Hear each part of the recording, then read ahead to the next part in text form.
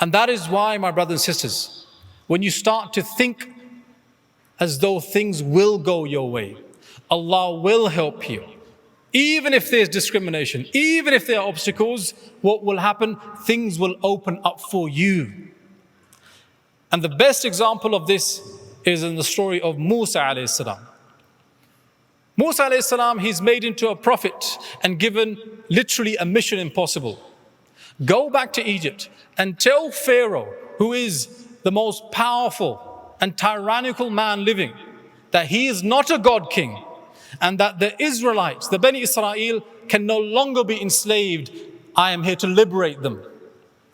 Do you know what Musa alayhi salam said when Allah gave him that mission? He said, Allah, I am scared. Innana nakhafu an yafruta alayna. Him and Harun, they said, Allah, we're both scared that Pharaoh is going to mistreat us if we do this. Do you know what Allah said to him? Allah said, Innani ma'akuma asma'u wa ara. I am with you, listening and hearing all the way. Allahu Akbar. I'm with you. Don't worry. He's a tyrant. He's got an army. He's got wealth. But you have me. Musa alayhi salam, though scared, though frightened, he goes to Egypt. He speaks truth to power. And Pharaoh imprisons him. After a while, he gets out of prison. He continues to preach. Many of his people listen to him, but they're still enslaved. And then the time comes. We have to leave Egypt. We have to flee. Musa alayhi salam tells the people, trust me. Allah is telling me we must leave. Under the cover of night, he tells his people, let us leave the gates of Egypt. There is a promised land Allah has shown me. We will go there. They listen to him. They're skeptical. They have reservations, but they listen to him. They all leave. Every man, woman, and child leaves with Musa alayhi salam. And now he's leading them into the desert. And when Fir'aun wakes up in the morning and he's given the news, you know, the Bani Israel, they've all fled. Pharaoh thinks, this is my chance to annihilate them all, to destroy them. He tells his army to prepare and to leave with him. Even he goes out on his own horse and cart with murderous looks, thinking that this is the end of the road for them. Musa alayhi salam reaches a place where in front of him he sees a river, too vast to cross. And as he turns around, who's on the horizon? Fir'aun and his army. And his people turn around and they see the army, and what did they say to Musa? Musa, you're going to get us killed. How could you do this to us? You're supposed to save us. And now we can't go forward, or we'll drown, or if we go back, we'll be butchered. Do you know what Musa alayhi salam said in that moment?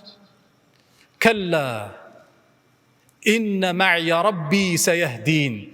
He said, to the contrary, with me is my master, he will guide me. Allahu Akbar. Where did that conviction come from?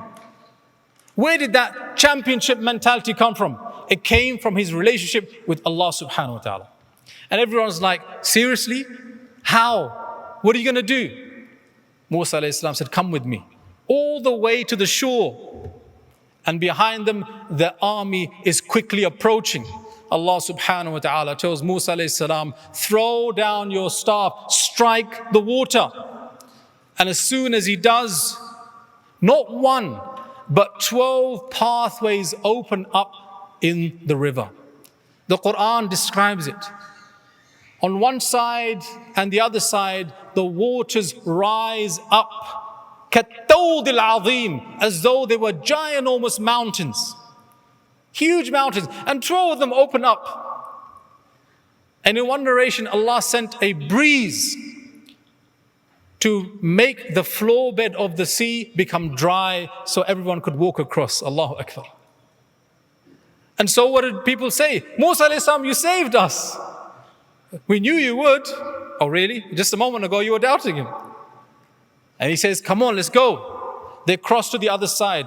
Every man, woman and child is saved. Or so they think, because they turn around and who's now reached the shores? Fir'aun and his army. And you know what they're thinking?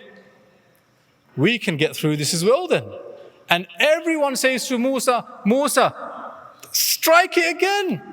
Make it collapse. And Allah tells Musa alayhi salam, no, wait. And Pharaoh starts to step into the pathways.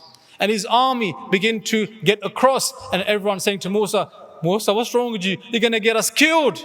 What's wrong with you? Musa alayhi salam says, I'm going to wait for Allah.